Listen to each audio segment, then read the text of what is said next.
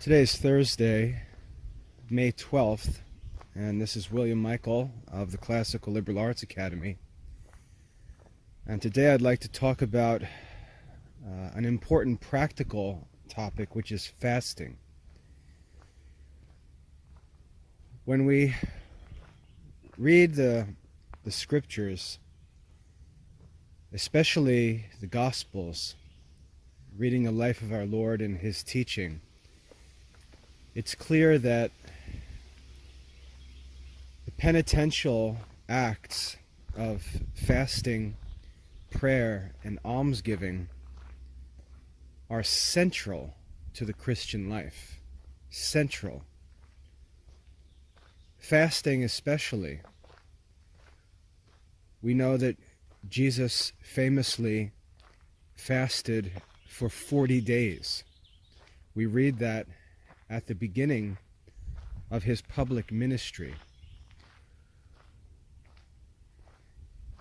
The apostles at one point are unable to help a certain person.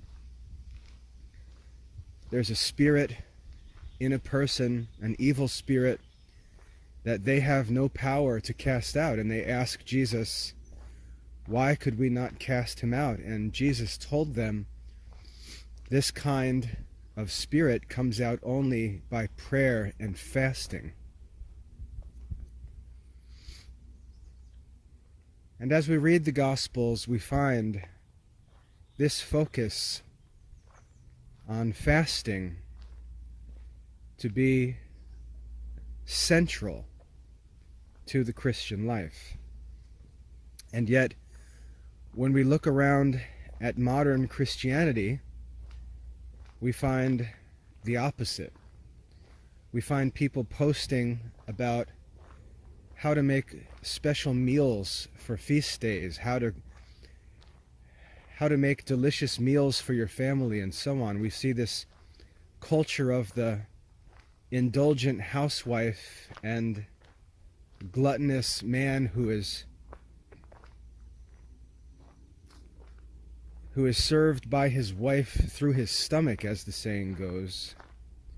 And we look at these two different versions of Christianity, the Christianity of modern society and the Christianity of the early church, and we really find two completely different ways of life. We commonly find obese Christians. We can see obese bishops, obese priests, obese monks and nuns, and certainly many obese laymen. And we look at this and we ask, how could this be possible? How could it be possible that a fasting people, a religion taught by its leader to fast and pray, how could this religion look like this? How could this religion lead to an obese, indulgent society? And we can see that something is wrong. And while people try to explain it away with some kind of Santa Claus-like jolly spirit, we can see that there are many negative consequences and effects of this way of life. We see our society is not evangelized. We see that Catholic education is almost non-existent. We see that even among the clergy and religious, there's a spirit of silliness. How many times have you seen religious communities trying to promote vocations by showing monks and nuns throwing a frisbee or playing around? If you look on social media, you see religious trying to tell jokes, trying to be funny.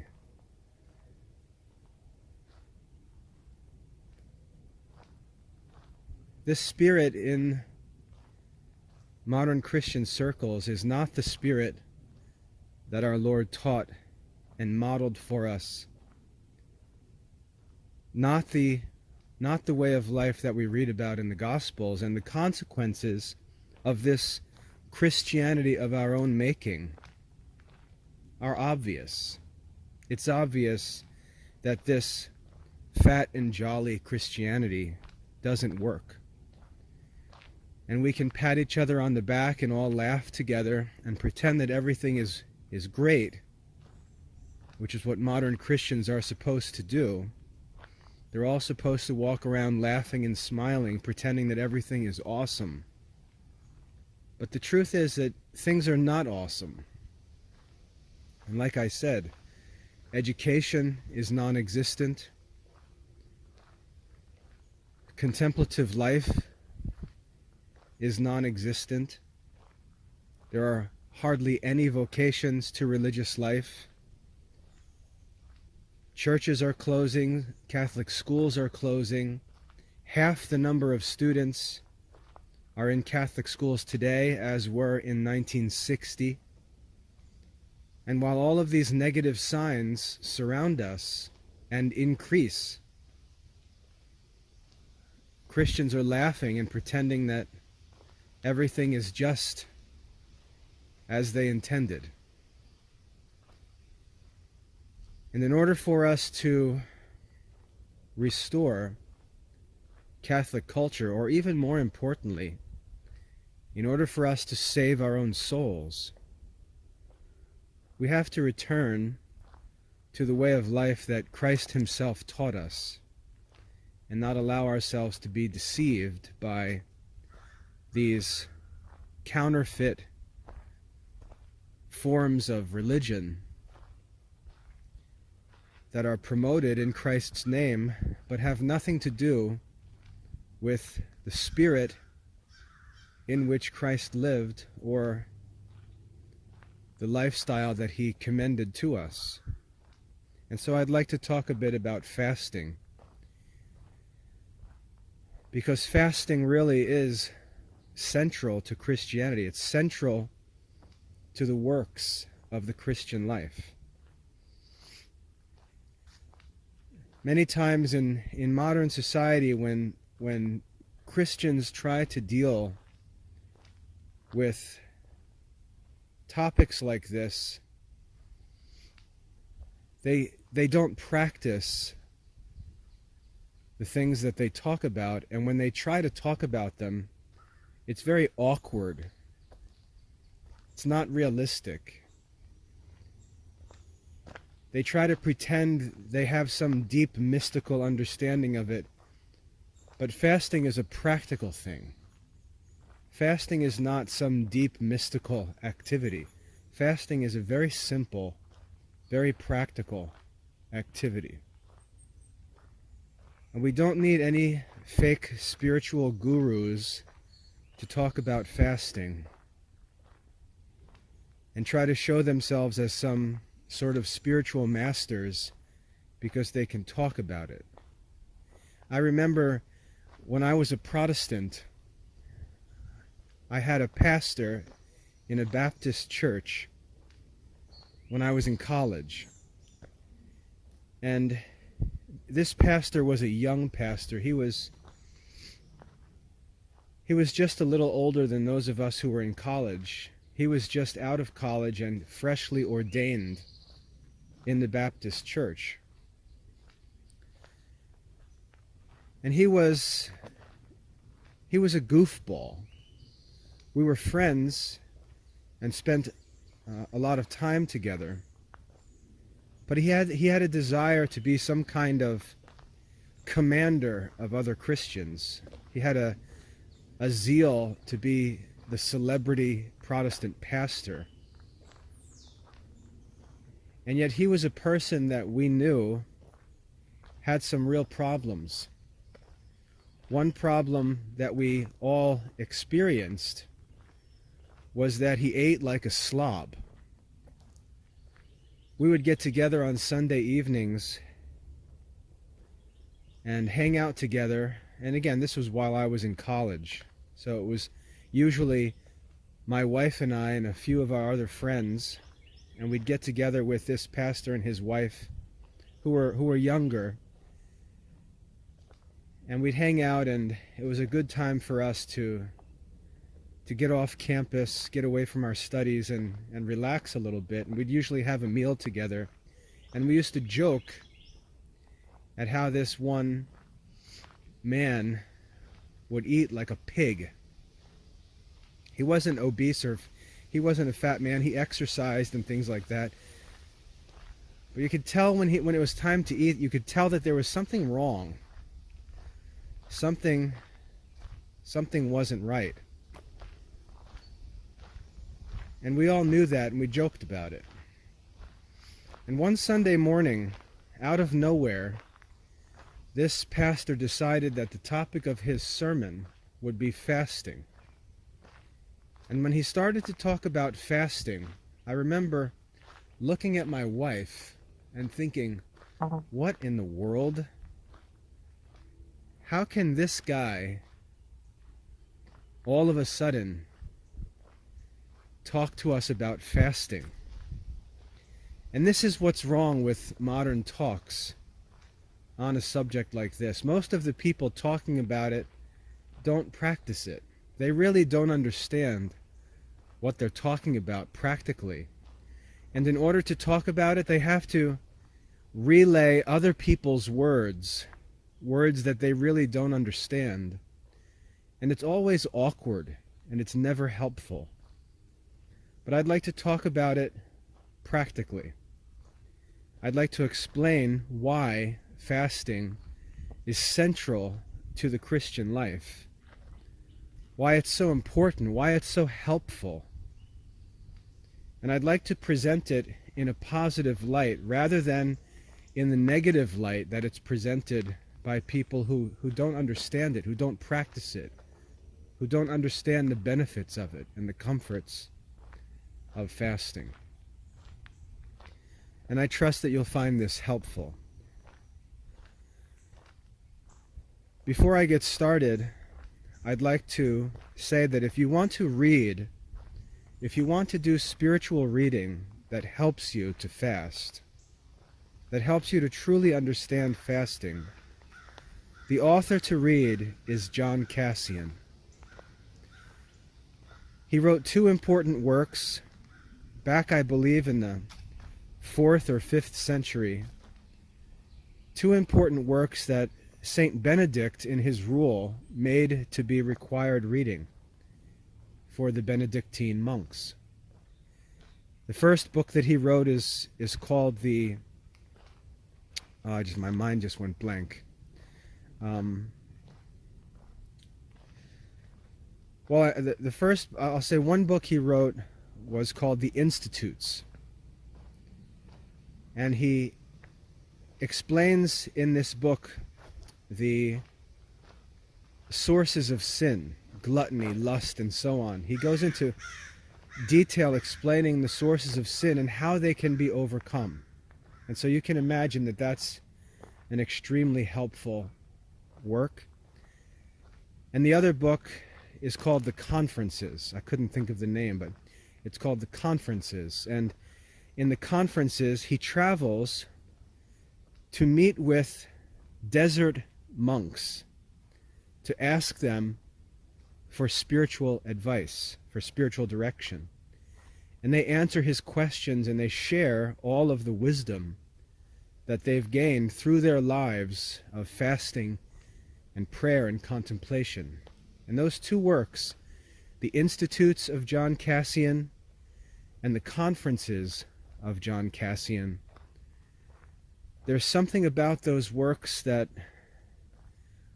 at least for me, when I read them, I find that they make sense of the spiritual life practically and motivate me to take up these penitential practices with an understanding and motivation that's hard to find. So I recommend the writings of John Cassian. Now, as I said, I want to talk about fasting, but I want to emphasize how simple and practical fasting is. It's very, very simple. And there's a reason why it's central to the Christian life. It's not central to the Christian life because there's some kind of weird, spooky mysticism that surrounds it. We don't enter into some so-called spiritual experience. It's not some kind of transcendental meditation. It's practical. It's practical.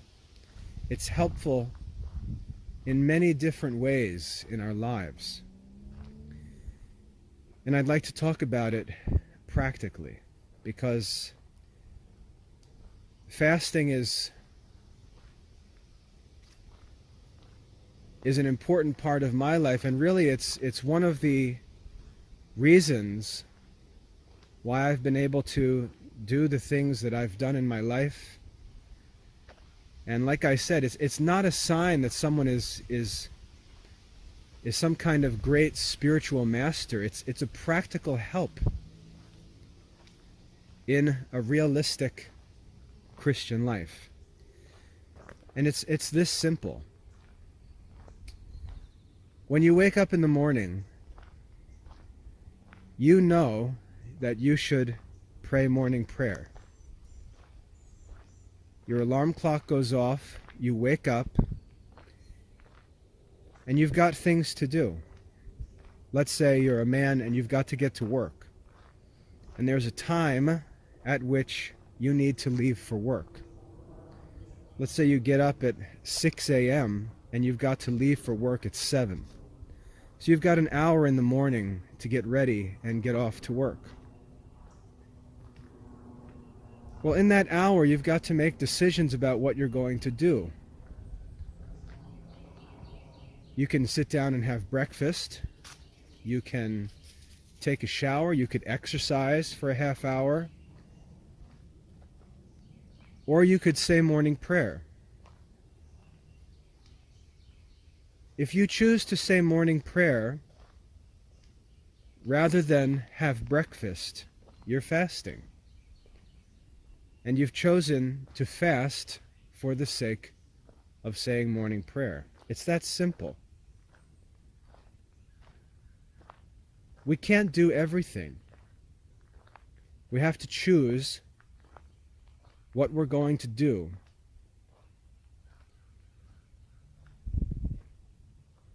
And for many people, eating is a priority. Eating is such a priority that if we were to look at their schedule, we would find that their daily schedule revolves around times for eating. We find their schedule organized around breakfast, lunch, and dinner, at least. And we think that this is innocent. There's nothing wrong with having 3 meals a day. But what we underestimate how much of a distraction this way of life is for a spiritual life, because we have other things to do.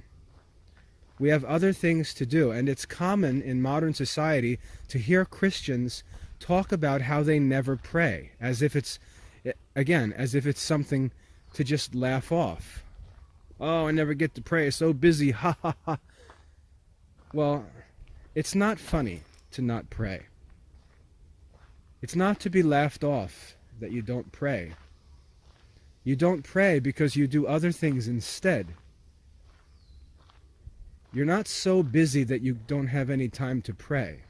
Kings have said the daily offices. No one is so busy that they can't pray. They simply choose to do other things and set prayer as the last priority. And when you think about it honestly, it's not funny. It's not funny that we eat more regularly than we pray. It's not a laughing matter, and this is one of the reasons why Christian culture has declined. Christians don't live like Christians. If we go back to the 6th century, the 500s, we find Saint Benedict's rule. And Saint Benedict's rule was intended to be a rule for Christian living. It wasn't a rule for monks because, again, in modern society, we separate monks as if they're some kind of weird people, some kind of hobbits that live in seclusion in the Shire. And we imagine that because we're not monks, we have nothing to do with any rules written for monks or any guidance given to monks. I'm a layman. What does that have to do with me? Well, it has everything to do with us as laymen, because the monastic life was not created for some sort of half-angelic beings who happen to be on earth. It was created to help men become holy Christians. The rule of Saint Benedict is a rule that makes clear how one can live the Christian life in the present world. The rule of Saint Benedict is not a rule for people who happen to choose to become monks. The rule of Saint Benedict is a rule that applies the principles of the teaching of Christ and the apostles to the practical details of our daily lives. It's a rule that explains how to live like a Christian, how to live the Christian life. And when a man chooses to not pursue a dedicated religious vocation, when he chooses to not be a monk, he chooses instead to marry and take on a secular occupation, to live and work for the vocation of the laity, he's not all of a sudden excused from the Christian life. He's not excused from the life that Christ taught. And yet in modern society, again, because Catholics have imbibed Protestant ideas about marriage and family life, there's an idea that a layman is saved by his marriage rather than by his own personal holiness. Marriage becomes an end in itself, not a help towards holiness or a protection from sin, but marriage becomes a source of sin. Not because there's anything intrinsically bad in marriage, but because marriage is wrongly used by Catholic men who use it as an excuse to leave off all spiritual disciplines.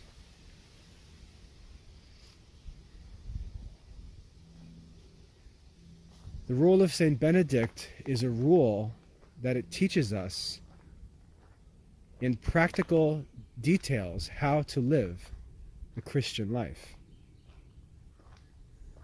A man may not be able to observe all of it because of his responsibilities to his family, but he's to live as closely to it as he can. When we read the rule of Saint Benedict, we don't find a life organized around 3 meals a day. And remember, this is a rule not intended for men who sleep all day long, who have no need to eat. It was intended for a society of men who lived together in community and were self-sufficient. The motto of the Benedictine life is ora et labora, pray and work. It wasn't a soft, idle life of relaxation. The Benedictine monks were working men, men who worked to produce their own food, men who lived in difficult physical conditions. And when we look at their schedule, we find that their schedule is not organized around eating. Their schedule is organized around the divine office, around the Liturgy of the Hours, around prayer. Their schedule is organized around prayer. And this is a fundamental difference between the Christian life lived and taught by the saints, by Christ himself and the apostles, and this modern American Christianity, where Christians joke about how they don't study or pray because they're all just so important and busy with all of the amazing Christian works being done. I challenge you to go ahead and name them, because there are no such works. We simply don't pray. We simply don't study. There's no contemplation. And that's why there are no vocations, schools are closing, Catholic education is hardly more than public school education with private school tuition. And we laugh at these failures. We laugh at these conditions. But when we look at the rule of St. Benedict, we find a rule of life for working men. Men whose conditions in life were more difficult than our own. We find a life that's organized around prayer. Not some kind of goofy evangelical prayer from your heart that hopefully you're in the mood for, but a specific system of prayer given to us by the Church, the divine office, and today, the Liturgy of the Hours. It's a very specific system of prayer, not something mysterious, not something for us to drum up on our own. It's a very specific system of prayer. The Christian life, according to St. Benedict, is to be organized around the Liturgy of the Hours. The schedule is to be based on the hours of prayer. That's the priority in our day. That's the organizing principle. That's the foundation for our whole life of prayer, study, and contemplation. And this is why this question of fasting becomes very practical. If you have to choose between eating and praying, the priority is praying. And this is where fasting comes in as a simple, practical foundation for the Christian life.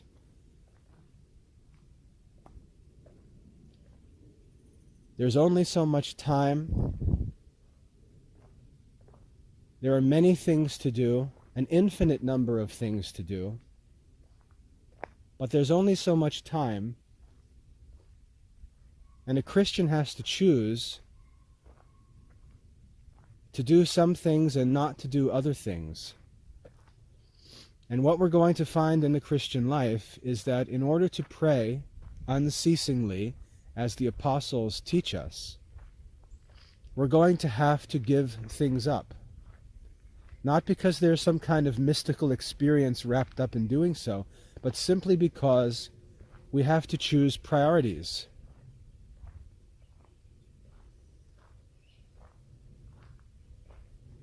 And the priority for the Christian man needs to be prayer.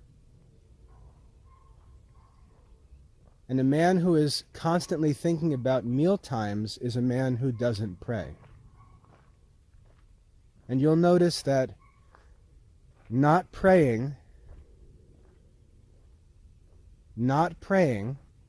and gaining weight will always go hand in hand.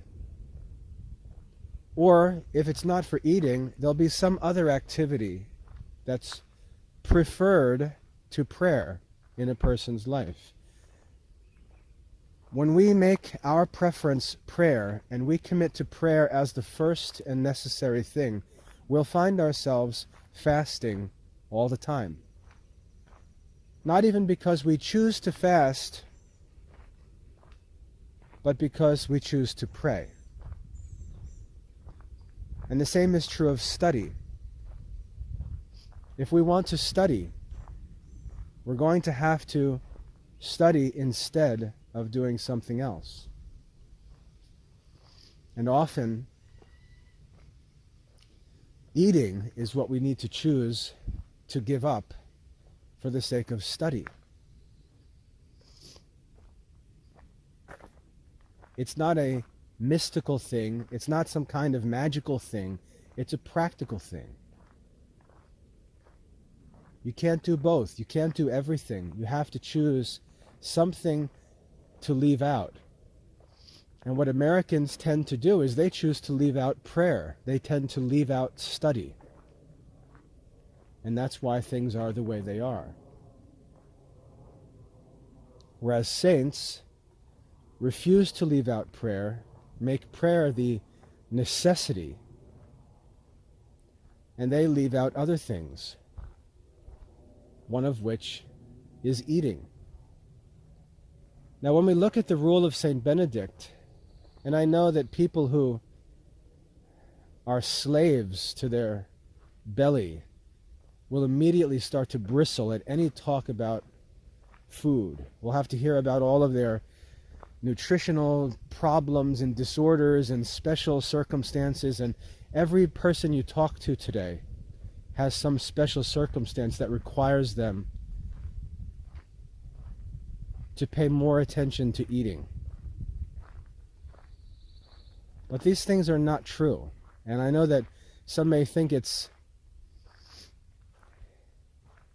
controversial for me to say that, but I really believe that these things are not true.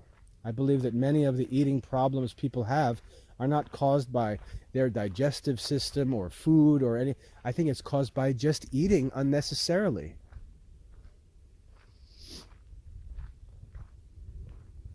When we look at the rule of St. Benedict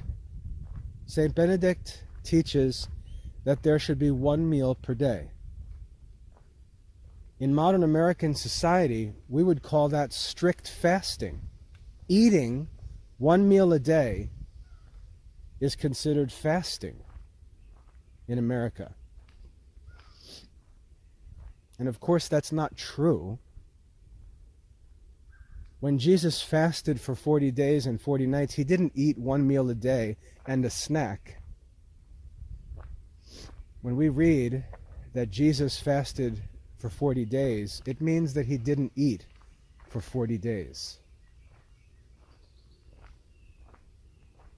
It didn't mean that he had one meal and a snack for 40 days while he was in the wilderness. The rule of St. Benedict teaches us that a normal diet, not a fast day, a normal diet should consist of one meal per day. And St. Thomas Aquinas talks about eating in the Summa Theologica. He says that our daily meal should be taken around midday. And he explains that the reason why we should eat at midday is because our body is hot and reaches the climax of its heat at midday. And in the ancient world, in the medieval world, they taught that the digestive system is like an oven, and digestion is most effective when the body is warm, and when the digestive system is kept warm, and therefore the ideal time to eat is at midday. Just as the sun is at its peak, so also our body and our body temperature is at its peak, and therefore the ideal time to eat is at midday. And the way that our bodies work reveal that they're intended for one meal a day. And of course, modern Christians, appealing to some imaginary science that teaches otherwise, will object to this. but they're wrong. Saint Benedict said that if the monks, who are just Christian men, they're not some kind of elves, they're Christian men, if they have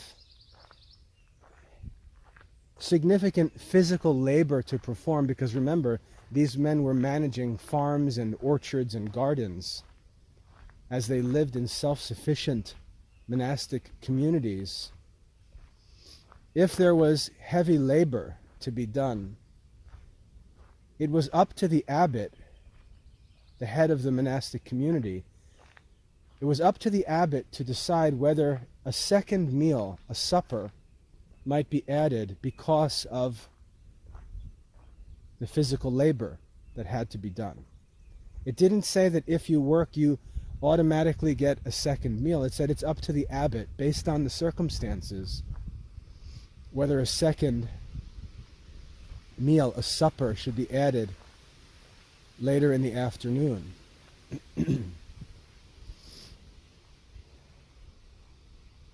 But the normal diet for Christian men, according to the rule of Saint Benedict, is 1 meal a day. And remember, that was the rule for eating for men who were saying their prayers every day. It wasn't a rule for men who wake up in the morning and immediately start thinking about their breakfast, and then who spend their morning thinking about lunchtime, and then who spend their afternoon thinking about what's for dinner. It was a diet for men who were thinking about prayer, who were meditating on Scripture throughout the day. Now today,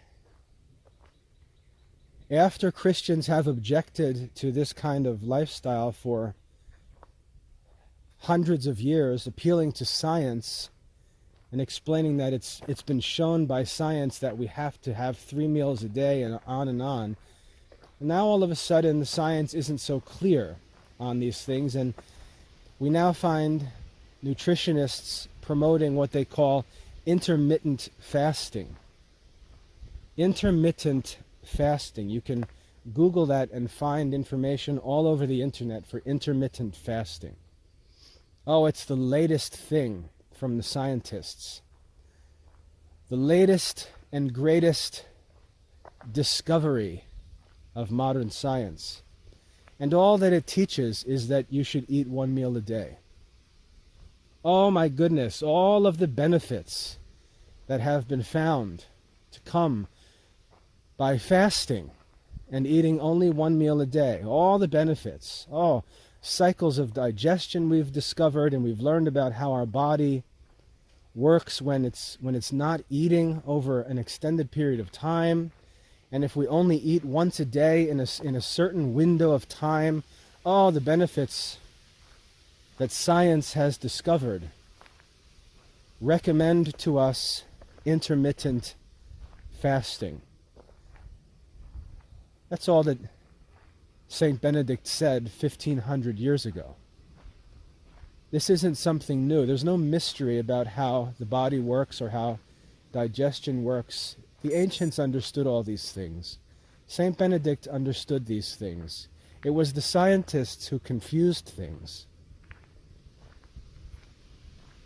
And in America, it's the corruption of science by business, by the food and drug industries that push the research or control the research so that it just happens to discover things that benefit the companies trying to sell products. This is what opened my eyes when I was working as a lab assistant in a chemistry lab while I was in college. You enter into these fields thinking that you're going to pursue truth and conduct research to figure out what's true. And when you actually get into these labs, you realize that's not what we're doing at all. the company funding the research has an image that they want to use in advertising to promote their product, and it's the job of the chemists to produce that image for them, for their advertising campaign.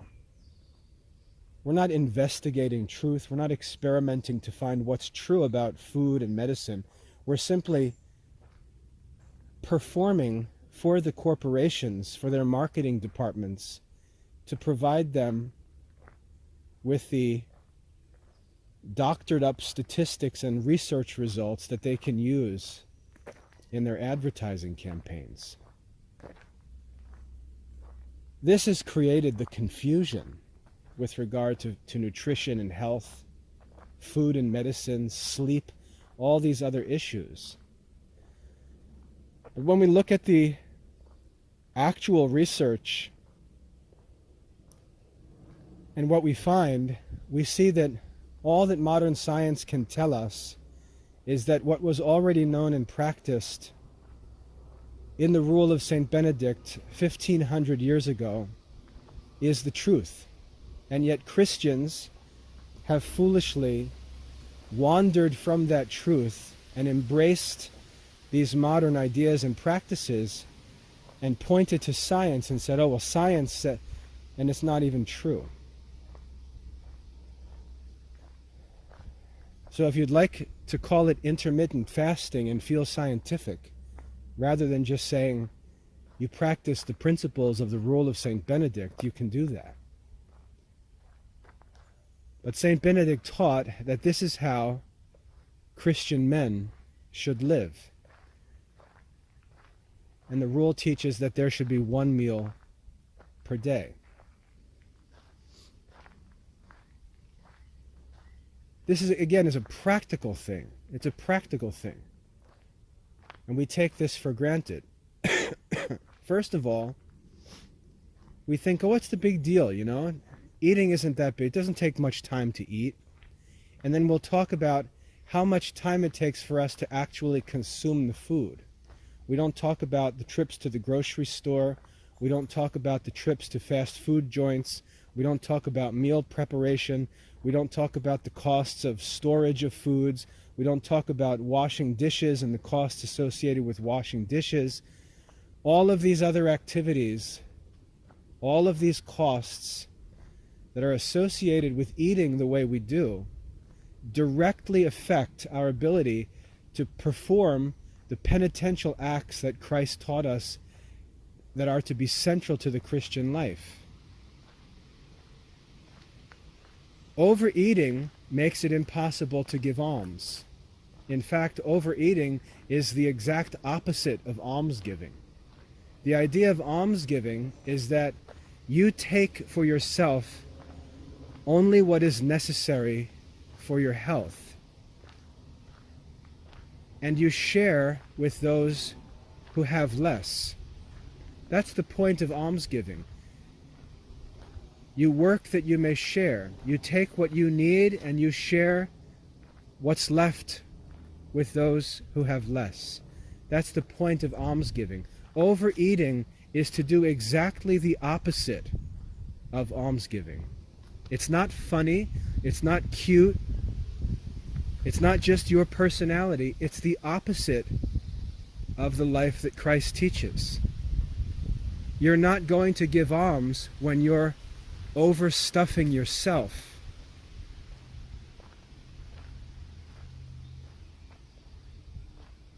Overeating doesn't allow you to give alms. Or if you do give alms, it's not that you're giving alms by sacrificing extra for yourself.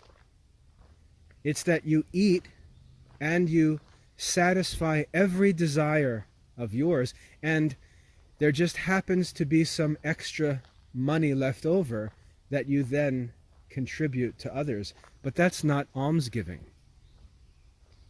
That's not almsgiving.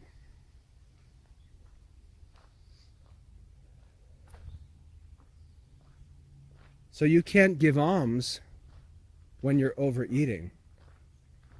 You also will find that you can't pray when you're overeating. Like I said, if you wake up at 6 o'clock and you've got to leave for the office at 7, you've just got this hour of time, and morning prayer takes 20 or so minutes, and you've got to get a shower and get dressed. Well, you're going to have to choose which 2 things you're going to do out of 5 possible things. And when we hear people talk about how they don't pray, it's because they simply don't choose prayer. They choose to eat breakfast. And that's the reality. That's the simple, practical reality of why fasting is necessary for a holy life. When we wake up in the morning, we should say, it's time to wake up, it's time for morning prayer. And if there's not much time, I need to say morning prayer and then get out to the office, get out to work.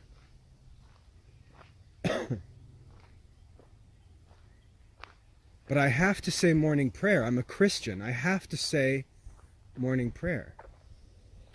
I'm not going to eat breakfast and neglect prayer.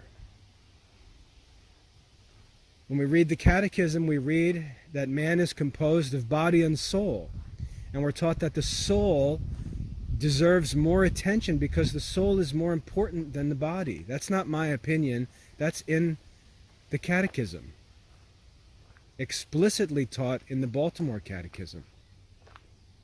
And so when a man wakes up in the morning and he chooses breakfast over prayer, is it true for that man that he believes that his soul is more important than his body?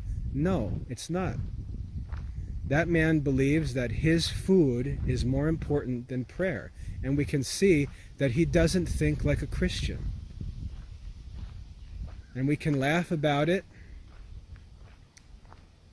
but it's the reason why Christian culture is what it is today. Not even the Christians pray, and we're fussing about having prayer in schools. It's not sincere, not realistic, and everyone knows that. Everyone knows that the overeating Christians are not living the life that Jesus taught. So fasting is practical. The first practical motivation to fast is to simply pray instead. And when I say pray, again, I mean praying the divine office, praying the Liturgy of the Hours, the official prayer of the Catholic Church, which is commended to all Catholic people to pray daily, to consecrate their entire days, to sanctify their days with prayer. Those who pray the Liturgy of the Hours will, by necessity, fast, because they need to make choices as to what they're going to do. And fasting allows us to pray. That's the first practical motive to fasting. Simply choosing to pray instead of eating.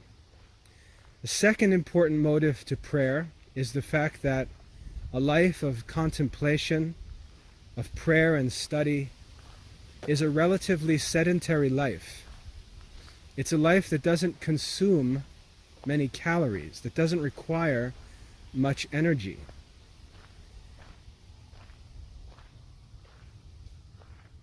When I was younger, getting started in my teaching career, there was a time when I got the flu while I was teaching, and I was out of school for a week or so. And there was one friend of ours, a lady from church, who brought us meals.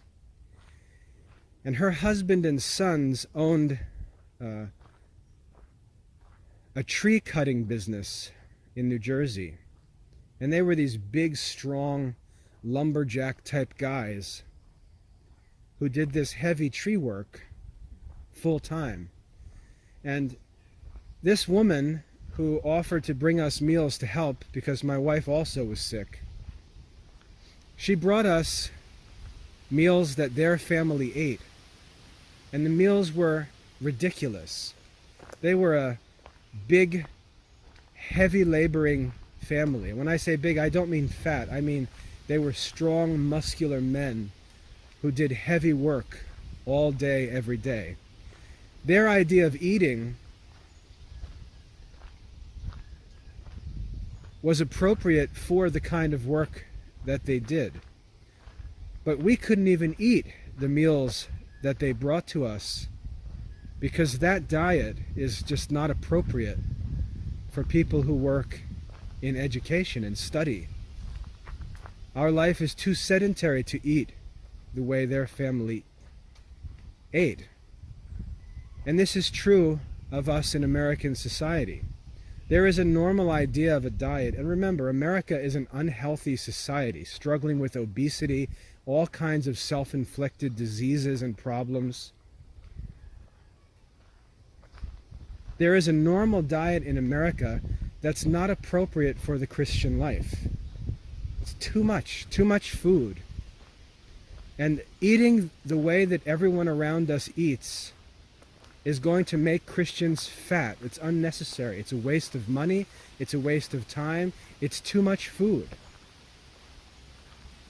And if we're going to be people who are reading, meditating, praying, studying, we're going to find that physically we don't use that much energy.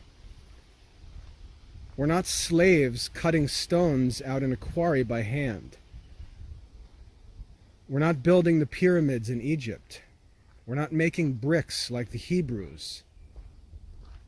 We're sitting in chairs. We're sitting in comfortable places. We're reading, praying, studying, thinking, writing. We're not going to use much energy. And many people who enter into academic work continue to eat like normal Americans, and they get fat. They get unhealthy. And we can laugh at that, but when we gain weight, we feel terrible. It's not healthy. It feels terrible. If I go through a holiday season or something like that and eat extra, I may gain 5 pounds, and I feel like I'm about to die. I can't even imagine what it's like to live and be 30, 40, 50 pounds overweight. I can't imagine, and I don't even think the people who gain weight, I don't think they realize how much misery they bring upon themselves by overeating.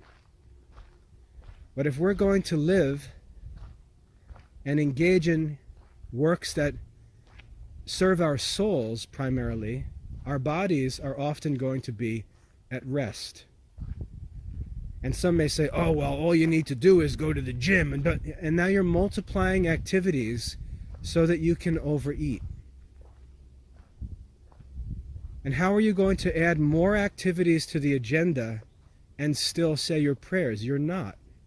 And so now you're adding exercise routines and adding activities and adding burdens to your life when there's already not enough time to do the things that need to be done. The idea that you can eat whatever you want and then just add exercise periods is foolish. You're exercising unnecessarily. And most people who do that end up not exercising and just getting fat. If we're going to live a life devoted to study and prayer and intellectual work, we're going to be at rest physically for hours and hours a day. And we need to be careful that we fast. Because if we don't fast, we're going to bring upon ourselves all kinds of burdens and distractions that are going to prevent us from studying, or they're going to compromise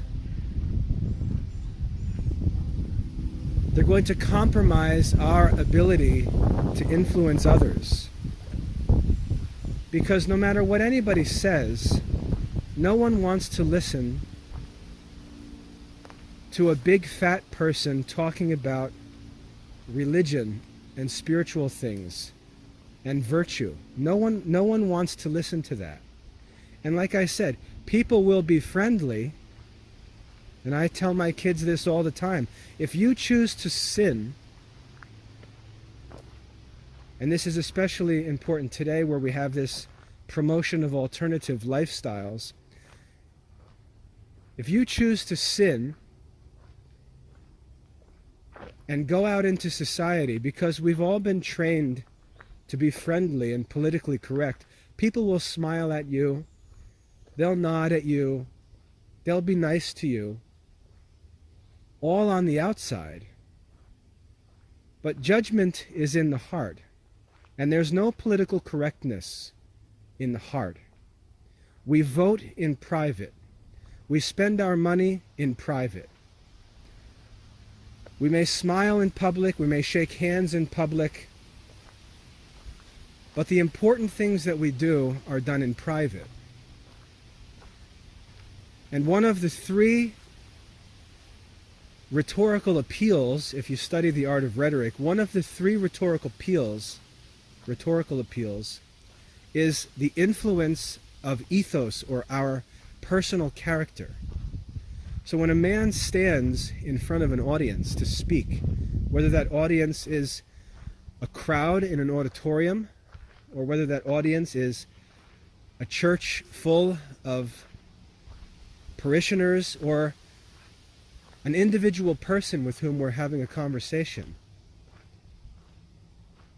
one of the influences on our audience's judgment is going to be the appeal of our own personal character. And when our appearance doesn't match our message, a red flag goes off in the minds of our hearers. And you can say whatever you want, you can be politically correct, but you're wrong. A red flag goes off in the mind of our hearers, and they don't trust us. They don't trust a person whose appearance doesn't match his message. They know that that message is not authentic.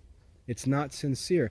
And I spoke recently about the influence of hypocrisy in modern education, and why modern education doesn't work, because the teachers are hypocrites. When our appearance and our lifestyle doesn't match our message, everyone listening knows that this message is not sincere. And it's our duty, for the sake of our message, in order to preach with impact, we have to live and model our message. The saints understood this. The saints didn't have this wacky, politically correct mentality that modern Christians have, that all we need to do is say the truth and that's our duty. No, the saints never believed that. The saints understood that they represented the gospel.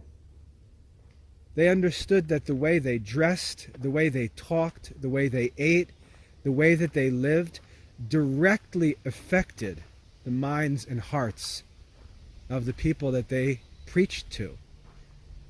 Saint Dominic, for example, chose to travel on foot and live with humble, simple clothing, a simple life, because he knew that that simplicity of life would make his preaching more influential. The saints understood this. Jesus understood this. Modern Christians pretend these things don't matter. And it's simply false. It's why the ministry is so ineffective today. We no longer give any attention to the art of rhetoric, which deals with the reality of how men make judgments. It's our duty to go into the world and make disciples, not just to save ourselves. There's no such thing as saving yourself. The Christian life is about living in holiness and loving our neighbor and helping our neighbor to achieve the end of their life, which is to know God. And therefore the work of evangelization is central to the Christian life. And making ourselves fit preachers and models of the Christian life is a central responsibility in the Christian life. And so in order to manifest our virtue, one of the 4 virtues is temperance. If we're going to model the virtues for those whom we teach, or for our neighbors, for our children, for our students, we have to model the virtue of temperance by living a controlled life. And every single person we talk to is going to know that a big fat body overstuffed with unnecessary food is not the body of a virtuous soul. And you can say, well, that's not... It doesn't matter. You have to get yourself out of this fantasy world of politically correct smiles and realize people don't actually think that way. Our life, our appearance has to match our message. We're to be models of virtue as Christians. After all, we claim to be the people who have access to grace. We claim to be the people who are filled with the Holy Spirit. We claim to be people who participate in the sacramental life and receive strength from God. If that's true, shouldn't that strength be visible? Shouldn't that strength be manifest? If we're preaching a religion of divine power and grace, and we ourselves are subject to the same weaknesses the people we're preaching to are subject to, what are we actually offering them? The same weaknesses? Are we just offering an evangelical message that it doesn't matter if you're still sinning, it doesn't matter if you're a sinner, it doesn't matter if you're lazy, it doesn't matter if you're a glutton, it doesn't matter as long as you trust in Jesus and you know that He died for your... That's not the Christian gospel. That's a delusion. The Christian gospel is, you must be born again. Christ died to save sinners. And by saving sinners, He doesn't mean He simply died so that a check mark can be written next to their name in heaven and they continue in the same weakness that they had before they knew Christ. It means that Christ came to deliver men from the power of sin, out of human weakness, to give them grace and make them able to live virtuously. That's why when you read in, I think it's Galatians chapter 5, where St. Paul lists the fruits of the Spirit, he says, when the Holy Spirit is present in a man, that is, when a man is a Christian, all of these fruits are produced in his life. And one of those fruits is self-control. If a man doesn't have self-control, something's wrong. If he claims to be a Christian, Christians are supposed to be men who have self-control. And this self-control, the proof that a Christian is in fact different from a non-Christian, should be manifest by the virtue of his life. And this will definitely be reflected in his appearance. And we can't take this and write it off as if it doesn't matter, as if appearances don't matter. We're not talking about a man being born with a deformed face or crippled. We're talking about a man whose body bears signs of gluttony, talking about our need to live like Christ.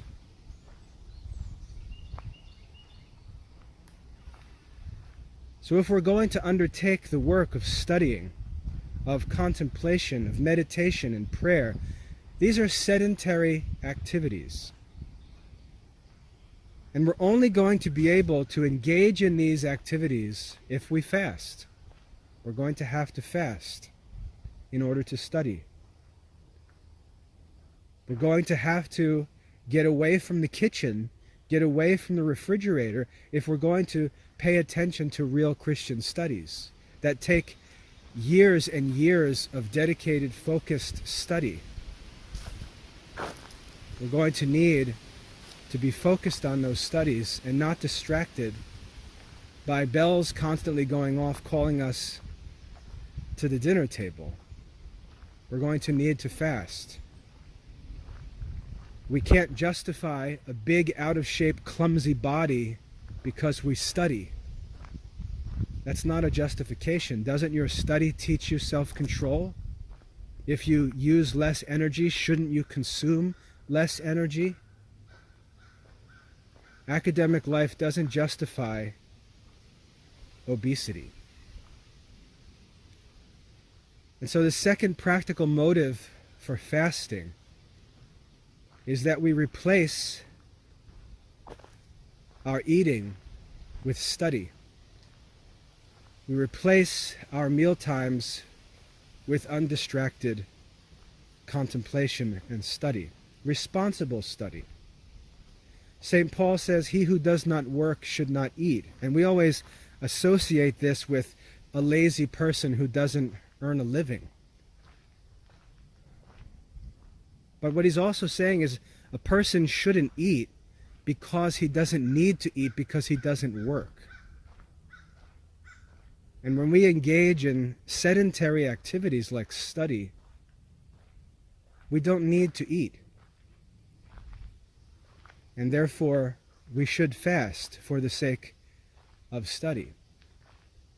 We should free ourselves from concerns about our weight or our food. We should free ourselves from the need to go and exercise extra because we've simply eaten too much. It's really ridiculous when you think how much people invest in money and time to try to lose weight when they could have simply prevented themselves from gaining weight. That they're willing to go through so much trouble to burn a couple hundred calories,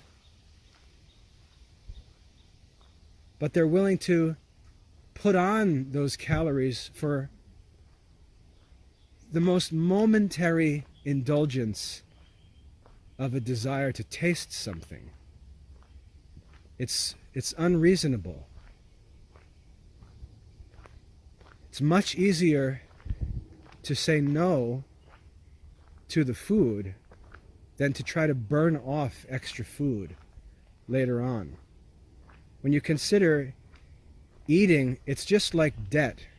It's very easy to borrow money. It's very easy to use a credit card, but it's very difficult to pay off debt. And we would never call someone wise who lives by borrowing and using credit. We would say, because you're getting yourself into trouble. It's easy to spend this money and to sign for these loans, but it's going to be very difficult to pay them off. The same is true with eating. It's very easy to ingest 1,000 calories. It's very difficult to burn off 1,000 calories. And that should motivate us to not eat more than we need, because if we're going to study and pray, we don't have time to go burn extra calories at the gym. We don't have time. We need to be very careful that we don't eat more than we need. We need to be very careful that we fast because we have sedentary activities to do for the sake of our soul, for the sake of the Christian life.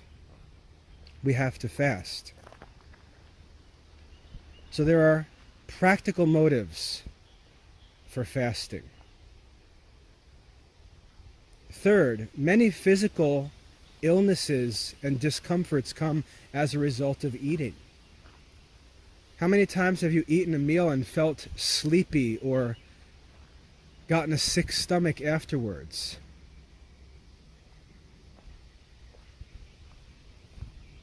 Eating often causes health problems and discomforts that can be eliminated and prevented by fasting, by eating less. This is another obstacle in our spiritual life, an obstacle in our intellectual life. We can't study in the evening because we feel sleepy, or we can't work in the afternoon because we've eaten a big lunch and we feel sleepy. We can't study because we feel stuffed and now we've got indigestion, which no Christian should ever experience. As St. Benedict said, that's not my opinion, St. Benedict said that. Now we can't sit and study because we have a bloated stomach and we have gas and we have to go to the bathroom more and we have to, all of these things that we've introduced and brought upon ourselves by eating more. And we can simply eliminate all of these problems. We can eliminate these problems. Well, I'm lactose intolerant. Then don't drink milk. Who cares if you're lactose intolerant? You don't have to drink milk. Well, I can't eat this and I'm allergic to this. Who cares? Don't eat it. It's not a problem. The problem is we're trying to indulge ourselves with eating. We're trying to constantly seek more food, and finding that eating more food doesn't make us stronger or healthier. It actually makes us sick and weak and slothful. And yet we go on telling ourselves that science tells us we have to have 3 meals a day, while our body tells us the opposite. We don't need these things. A third practical motive for fasting is that eating brings upon us many physical discomforts and sicknesses that we can simply avoid.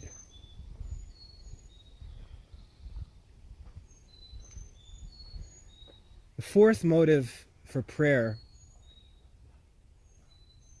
is a little bit different. The fourth motive for fasting. And remember, this is not a prepared talk. This is a casual discussion while I walk. But the fourth motive for fasting is when we consider the circumstances we're in, fasting is an appropriate response. Fasting is proper in certain circumstances. Think about this. Imagine if you were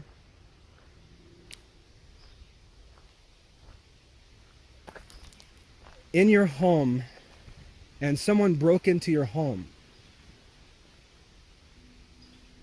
And let's say this person broke into your home and kidnapped your children and fled with 2 of your children, and your children were lost.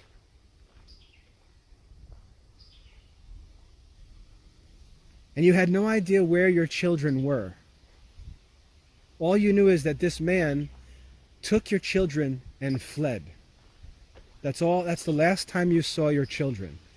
And now this period begins where you have to live trying to find your children.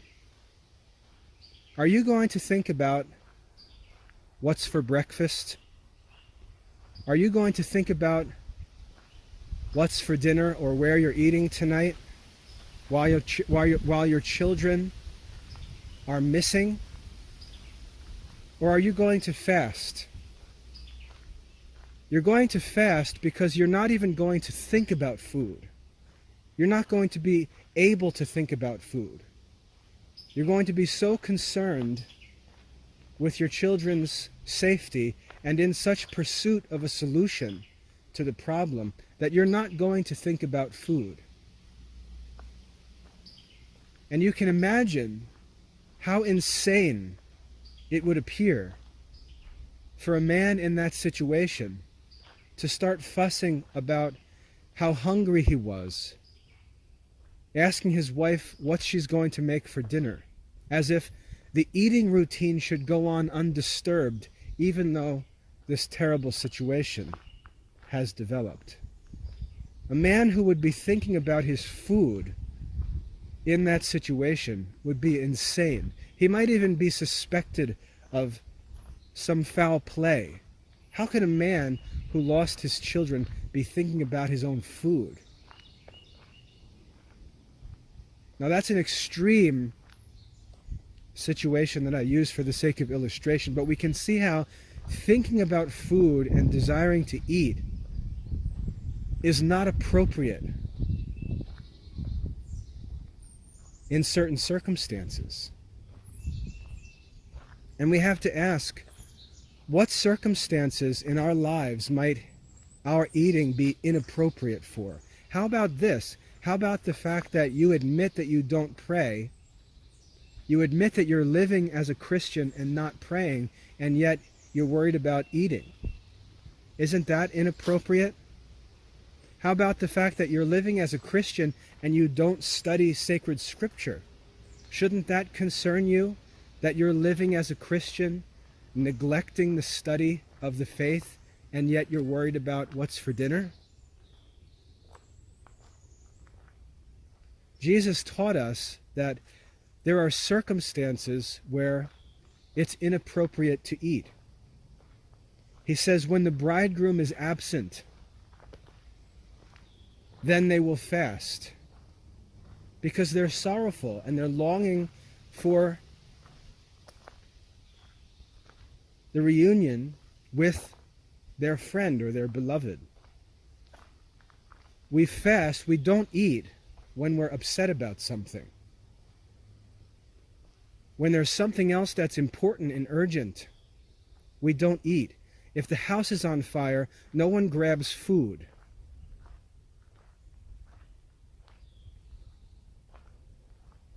When there's urgent concerns in our life, we don't think about eating. And when a person lives in the presence of problems, when there are concerning circumstances and the person is thinking about what he's going to eat, something's wrong. And if you have spiritual problems in your life, if you have gaping holes in your Christian life, you don't study the faith, you don't pray regularly. To sit there in the midst of such a life and think about what's for your third meal of the day is a sign that something's wrong. If your children are struggling, and there's a million things you could do to help your children today. You could pray for them. You could offer to do some work for them. You can go and do something. You can practice the works of mercy. You can go help people who are in distress. And I'm not talking about strangers or third world children. I'm talking about people in your own life, in your own circles. And you know that there are people in distress, people plagued by problems. Is it appropriate for you to be thinking about the next meal? No, and so there's something wrong. The desire for this constant self-indulgence is a sign that something's wrong. There's a lack of charity, a lack of concern for others, a lack of willingness to help. Do you think when the Good Samaritan helped the injured Jew, you think maybe he missed a meal or two?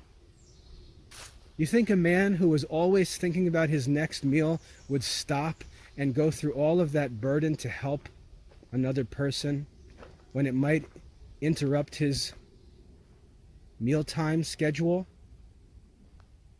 Charity leads us away from self-indulgence. There are so many works that Christians need to do that are neglected.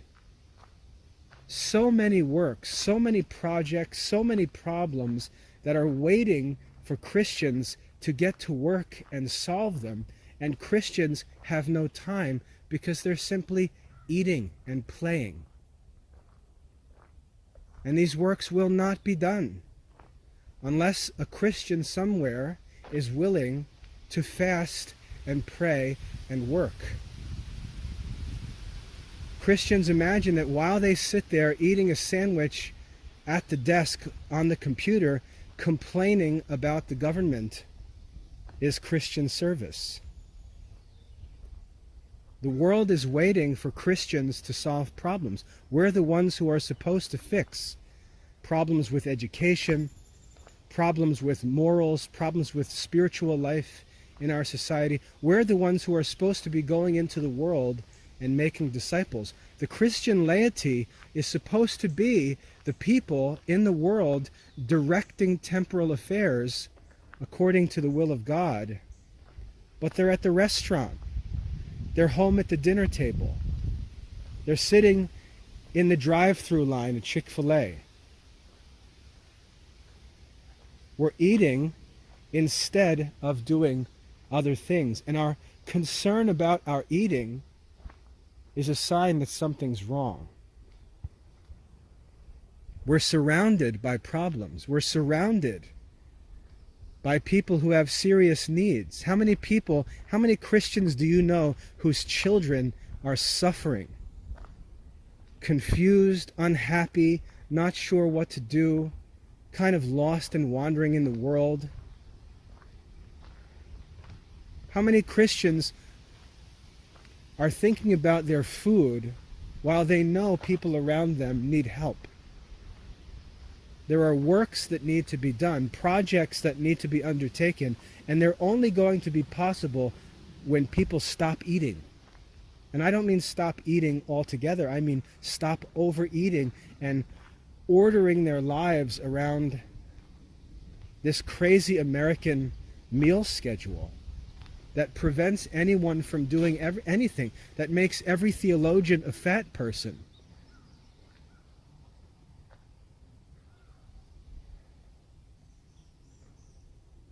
The works that need to be done require temperance. And they're just not possible. The demands that people make, the demands that Christians make in order to work are just insane. No one does anything unless there's a salary attached to it. Who is supposed to pay this salary for Christian works that need to be done? There's no one to pay the salary. There's no salary. The Apostle Paul didn't have a salary. Teresa of Avila didn't have a salary she was paid to reform convents. When the Jesuits reformed education, all the teachers didn't have salaries and health insurance and retirement plans. The expectations that Christians have that their Christian work is going to be fully funded with all temporal benefits is just craziness. You think John Bosco went into his educational work sure that he had a retirement plan in place and health insurance, that he was paid a competitive wage based on the secular market? Christians can't even work because they imagine that the Christian works of mercy are to be some kind of paid career paths. And of course, this idea of the modern non-profit organization creates this fantasy world that we're going to collect millions and millions of dollars and pay ourselves as the workers of non-profit organizations. It's just not realistic. This work is not for people who live without sacrifice. This is work for people who consider these things the priorities in their lives and the purpose of their living. And until we learn to take less, we're not going to be able to do these works. You can't perform works of mercy when you're busy stuffing yourself and trying to hoard all of this pleasure that's available. So another motive for fasting is the urgency of the problems around us. We shouldn't be thinking about our next meal while complaining about how screwed up everything is. We have to understand that these problems are seeking a solution, and that solution is to come from us, from the Christians, not from the government, not from other Christians, not from imaginary Christians, not from our children. We're the Christians in this generation. We're the ones who are supposed to be working to solve these problems. We're the ones who are supposed to be performing the works of mercy. But there's no mercy in a society of people that only thinks about how it's going to indulge itself again in a few hours. So when we think about fasting, as I said at the beginning of the talk, we have to think about the alternative. What is the alternative? The alternative is living a life ordered around eating. A life that is contradictory to the Christian life. A life where Christian people who are supposed to be studying and praying are forcing food into their bodies that they don't need, and then adding to their lives a whole crazy Rube Goldberg system of exercises and medical visits and health activities, all to fix the problems that have been self-imposed by simply overeating. We consider the type of life that Christians are to live, the type of work that Christians need to do, and we find that this is not work that requires that they eat like lumberjacks. This is light physical work that requires very little. And that's another benefit of this Christian life, is that those who live a temperate life free themselves from great financial burdens, because our bodies actually need very little. We really don't have the pressures to earn and get that we imagine we have. We need less than we have. We torment ourselves by desires for more and imagine that we lack things when we already have more than is necessary. A life of fasting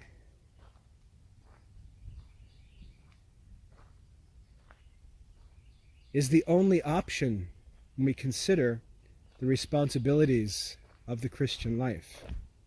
It's a life where there's need for urgent work. There are problems that require solutions, and they're not simple problems. They require study and thought and patient labors, overcoming all kinds of questions and confusions and obstacles. This isn't the work for people who live with undisturbed daily eating schedules. This is the work for people who focus on tasks and persevere until the goal is achieved and the problem is solved. And we can't have the desire for comfort from eating to distract us from all of these necessary works, whether it's daily prayer or study or works of mercy. We can't allow the desire for gratification from food that we don't even need,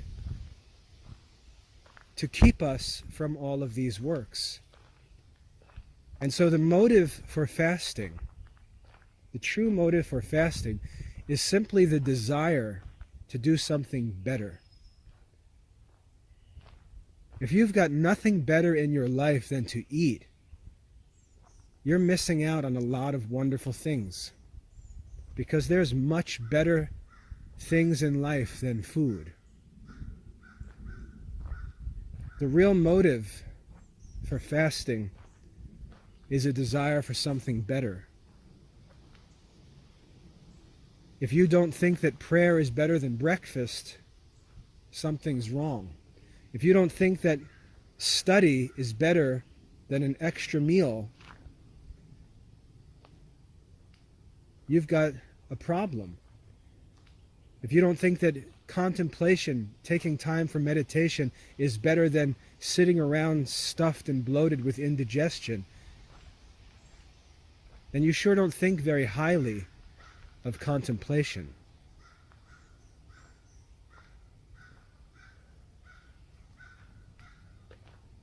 We fast because we seek something better. There's a point in the Gospels, to wrap this up, where the disciples are concerned about what they're going to eat. They're worried about finding some food, and they realize that Jesus hasn't eaten all day. And they go to him and they say, "Lord, aren't you going to eat anything?" And he says to them, "I have food and drink that you don't know about. I have food and drink that you don't know about." He basically says to them, you seek comfort from your physical food and drink, and you imagine that because I don't have your food and drink that I'm without comfort, but that's not true. I have food and drink that you don't know about. I have comfort and sources of strength and nourishment that you don't understand and don't know about. He says, my food and drink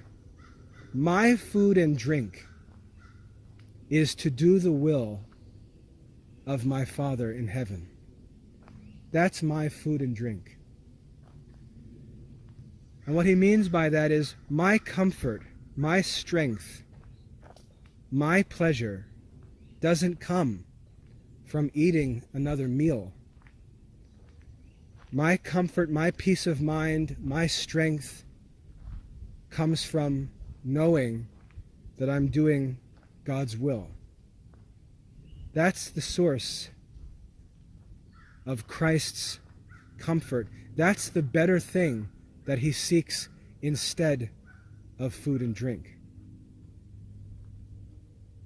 The ultimate motive for fasting is that food and drink are never going to satisfy our desire. We can eat and drink forever and never be satisfied.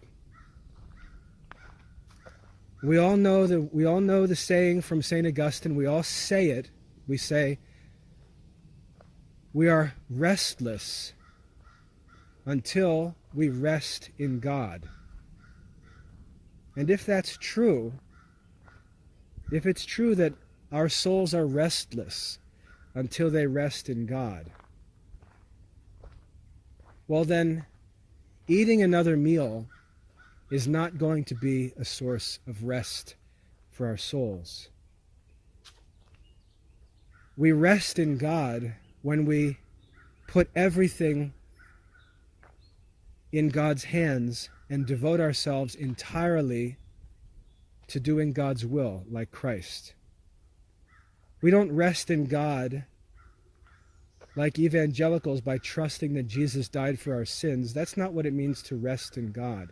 It means to abandon ourselves to God's will, to concern ourselves with nothing but doing what God has commanded and resting in his promises of eternal life, of eternal happiness, not seeking happiness in other things, but resting, knowing that we will have everything if we simply have God. And the only way that we can have God is by keeping his commandments. And therefore, our food and drink is to do the will of our Father in heaven. And if we're not doing God's will, then we should not have any rest until we do so. And we fast for the sake of doing better. We sacrifice one form of inferior pleasure and comfort for the truest and greatest satisfaction and comfort. And so the need to fast, I hope that I've communicated this well, is simple and practical. We don't have to pretend we're mystical and make some kind of spiritual experience out of fasting itself, as if that's what fasting is for. People try to explain what you experience when you're fast. That's not what fasting is for. We fast for the sake of something else.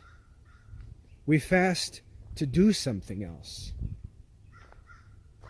We sacrifice the comforts of eating and drinking, along with all of the costs and time required for food purchasing, preparation, cooking, storage, dishwashing, going to the bathroom multiple times a day. All of these practical consequences of eating, we sacrifice all of those things. We free ourselves from all of those things so that we can do something better, so that we can pray, so that we can study, so that we can practice the works of mercy, so that we can undertake solving problems in our generation. That's the motive for fasting. Not to have some kind of goofy experience, but to do something better, to do something else. Fasting is simple and practical. And if we're going to restore Catholic culture, we're going to have to choose to pursue that Catholic culture rather than another sandwich, another pizza, another bowl of ice cream, another cup of coffee, and so on.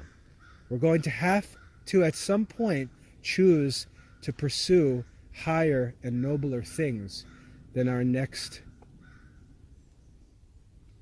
meal, our next snack, and so on. And so fasting is pursued for the sake of other things. And the restoration of Catholic culture waits for us to stop eating and do better things. I hope that's helpful. God bless.